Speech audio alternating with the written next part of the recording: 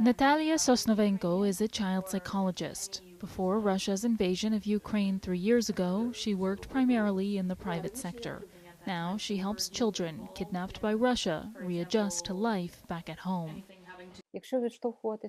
More than 99% were victims of violence, particularly psychological violence. The length of time spent under occupation or in deportation has an impact. Depending on the age, it affects the consequences that we, as psychologists, work with later. Because they were in this territory, their Ukrainian identity was structurally and systematically destroyed. Officially, Ukraine says there are 20,000 confirmed abduction cases, though the number is likely much higher. Around 1,300 children have been returned, but Sosnovenko says even the fortunate few face difficult times ahead.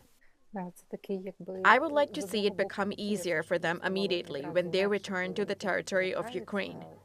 But they face the challenges, even with the help of the state. Both rescue organizations and third-party mediators have helped to secure the release of children, but rates of success have slowed over the past year.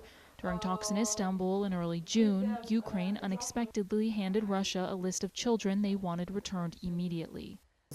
Medinsky accepting this list indicates that they recognize that these children are in Russia and that they have been abducted.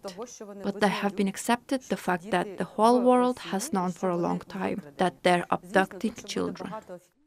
Ukraine says the return of these children is a prerequisite to any sort of peace talks.